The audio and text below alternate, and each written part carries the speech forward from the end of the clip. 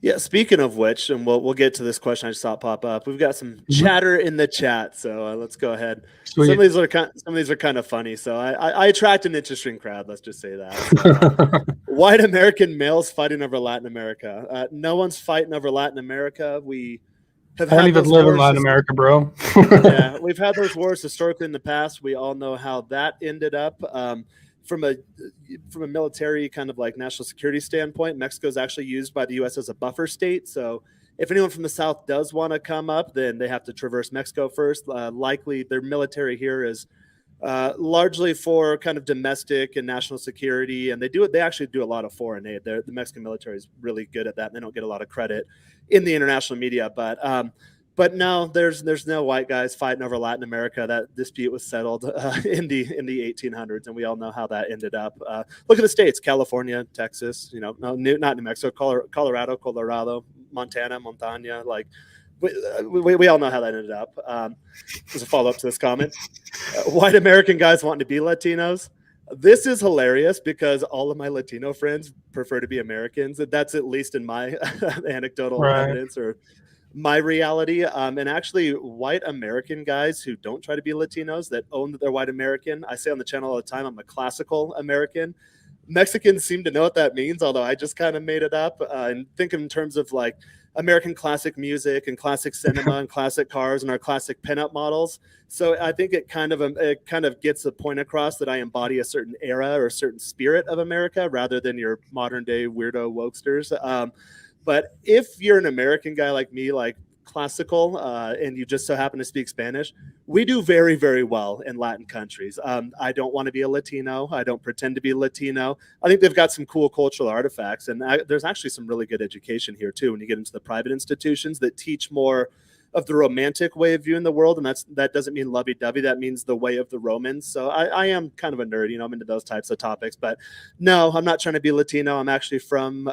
Oh God, I probably can't say this publicly on YouTube, but I'm from a background that historically does really well and has historically conquered the world. And really, even today, cultural influence. Hey, we're speaking English. We use the U.S. dollar as a world currency. The U.S. is kind of the world's police. We have major economic and cultural influence and political influence even today, even despite the topic that Americans is somewhat of a decline. So no, I don't need to be a Latino.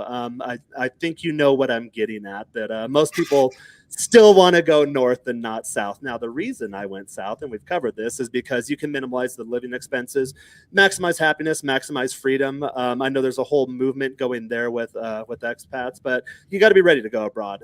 But no, I don't pretend to be Latino at all, and that's part of my charm or my encanto down here. So I'm literally wearing American flag on my forehead. So yeah, I don't know where they got that with you. Oh, it might what be it my is. name. It might be my Yeah, name. I just realized if it's just a comment on the name and I went on that spiel, I might be an asshole. But You might be an asshole. But all right, no, but I'm. it's an interesting point to make because I get guys. I have a lot of Latino friends from all over Latin America. I live Mhm. in like a pretty influential area in the Spanish speaking world. And there's a large international presence, not a gringo presence in my neighborhood, but people from all over the world. A certain group of people that historically have ran multinational institutions. Let's just say that for the YouTube censors. So I live in one of those neighborhoods, and Mhm. Saturdays are very quiet here. Let's just say there's another clue. But That's funny. in terms of the whole Latino thing, I think there's more of a movement of people coming down here because of the fact that some of these countries are lesser developed, which guys like Nomad Capitalists talk about this all the time. I'm a big fan of Right. Caleb Yeah. Jones. I That watch them a translates lot. to more freedom, because if they still are lacking in major infrastructure projects in certain unincorporated regions of the country, then they have a longer road to take to get to where they're spying on your email conversations, your text conversations, or they're trying to implement a social credit system. A lot of these Latin countries, they're a long time away from being able to do that. Whereas some of your first world countries, or in countries like your Asiatic countries, they're more collectivist. Then it's a lot easier. They already have that infrastructure in place, and they largely live in those types of societies already. So it is interesting to note that a lot of Americans are leaving the U.S. to live the American dream abroad, which the American dream is really just leave us alone. Just get out of our Literally. way. Yeah. That's it. So 100%. Yeah. So again, no confusion, not trying to be Latino, although Latin America, it is quite diverse. I know a lot of people, depending upon where you live in the U.S., in your mind, Latin means whatever nationality or race or ethnicity lives in your city. So on the West Coast, it'd be more Mexican, and Miami might be more Cuban, Venezuelan, Colombian. So New York might be more Puerto Rican. So that's where the concept of like, okay, in my mind, this is what Latin America is. But it's America. They consider it America. It's all the new world. It's just a bunch of different cultures and ways of living life, and all of these things coming together and just kind of fusing into a really interesting blend. And all throughout Latin America, it's quite diverse. Every city has a different climate. It looks different. People speak differently. They eat differently.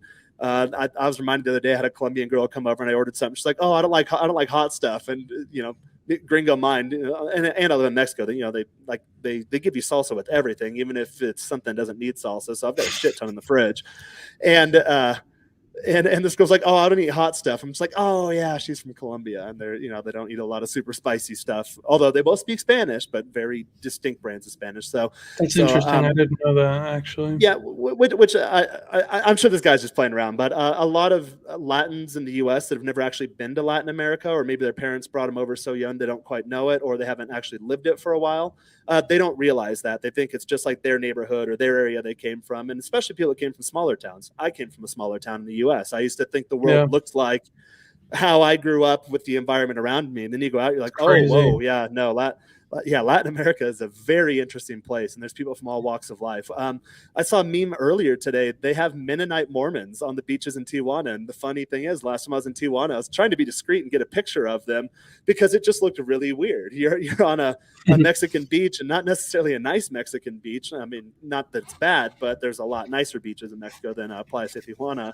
And you see Mennonites there, and then you realize, oh yeah, there's a large Mennonite population here. There's American politicians that were brought up in polygamous Mormon families that were born in the north of Mexico. And then in the south, a lot of that is more kind of your Amerindian type cultures. And then in the middle, you just got everything in between. So yeah, it's definitely an interesting place. Again, not trying to be a Latino. There's plenty of German migrants in Latin America, plenty of French, plenty of Spanish, plenty of Arabs. So when I go to those types of communities where there are predominantly German immigrants, yeah, I fit in really well there. That's not me trying to be Latino. So again, I like these cultural type topics or these weird labels that the funny people, let's call them, on the internet throw out there.